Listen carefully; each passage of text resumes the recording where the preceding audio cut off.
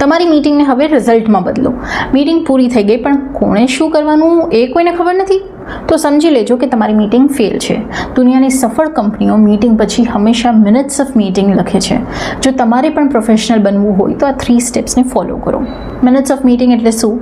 જેમાં 3 વસ્તુઓ ક્લિયર હોય: શું ડિસ્કશન થયું, શું ડિસિઝન લેવાનું, અને હવે પછીનું કામ કોણ કરશે.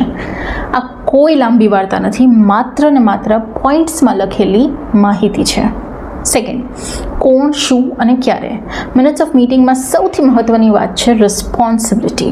દરેક ટાસ્કની સામે એક નામ અને એક ડેડલાઇન હોવું જોઈએ. દાખલા તરીકે, રોહન માર્કેટિંગ રિપોર્ટ સબમિટ કરશે શુક્રવાર સુધીમાં. જો નામ અને તારીખ નહીં હોય તો એ કામ ક્યારેય પૂરું નહીં થાય. થર્ડ, તરત જ શેર કરો.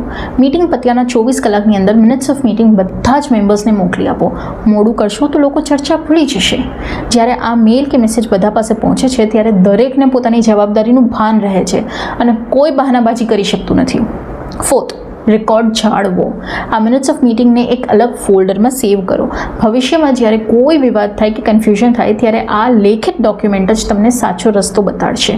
સ્માર્ટ બિઝનેસમેન ક્યારેય પોતાની યાદશક્તિ પર ભરોસો નથી કરતા, એ પોતાના સિસ્ટમ પર જ ભરોસો કરે છે.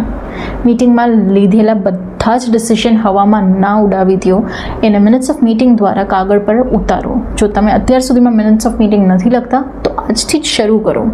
આ વિડીયોને તમારા બિઝનેસ ગ્રુપમાં શેર કરો અને બધાને ખબર હોવી જોઈએ કે મીટિંગ પછી રિપોર્ટ તૈયાર રાખવાનો જ છે.